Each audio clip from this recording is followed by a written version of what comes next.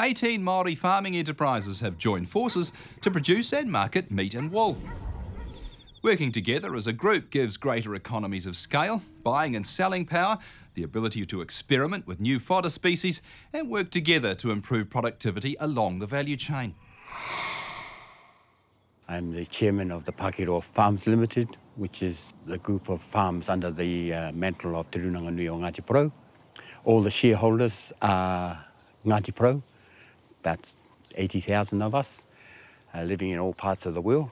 And I'm here on the marae of Ngāti Porou, Porourangi Whare. Our tradition is we look after the land and the land will look after us. And it'll be here for future generations. We've got a food strategy. You know, our farms are mainly beef and sheep. And so it's about raising the productivity of those lands, doing things in a different way, using the technology and genetics of farming now, and basically creating an economy on the coast for us to come back to and to be involved in. If you keep on doing things the same old way, you're going to get the same old results.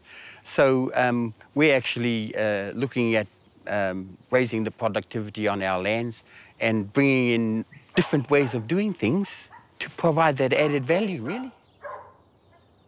In 10 years, 15 years' time, the economy in Ngāti Porou would be alive and robust. We would have more people living back here in Ngāti Porou. There would be jobs here. And we would probably have created relationships, I think, globally with people who have bought our product and understood the history of where it's come from. So, you know, there's not only that part, but just the whole social fabric of Ngāti Porou in the East Coast. We're 2,500 hectares, about 1,500 effective. 3,500 ewes, 1,400 hoggets, 200 breeding cows and 900 trade cattle.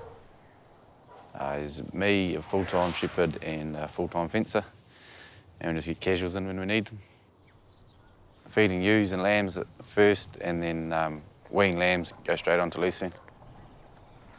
We've got 100 Wagyu on as fattening cattle. Finding them to be a little bit slower growing than our traditional type cattle, but we're getting there with them slowly. It's reasonably good quality. How long does it take them first to break down? I think maybe that's 2 months. Our primary concerns were a lack of production and profitability.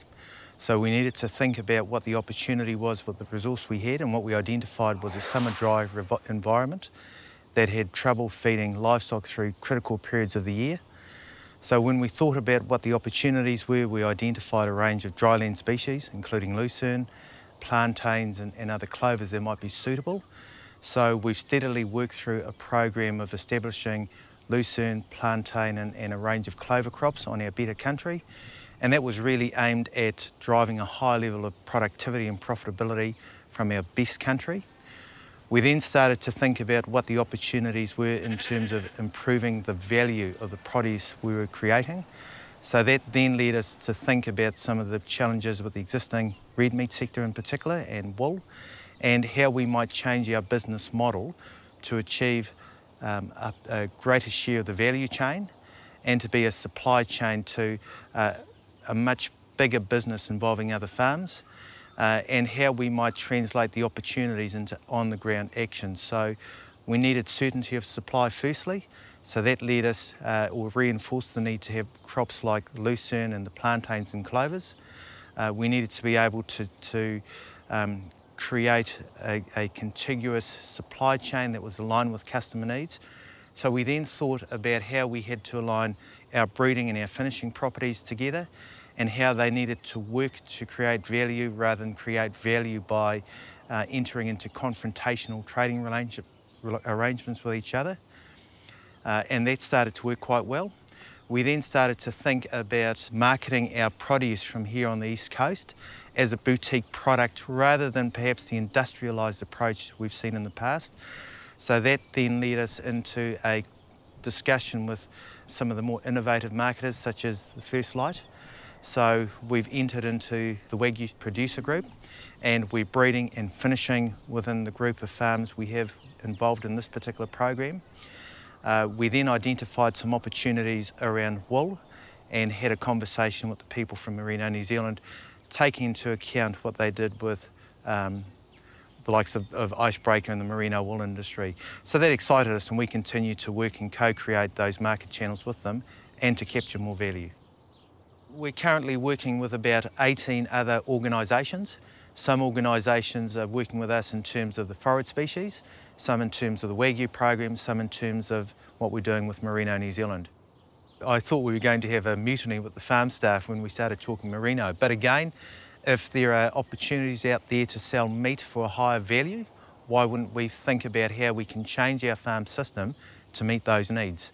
And the idea of producing a product at an acceptable forward price 18, 19 months out sits very comfortably with us.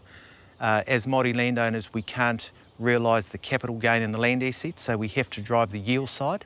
So the two components of that is increasing productivity, which is probably 80% of our effort, and if we can create some high value products, it's just the icing on the cake.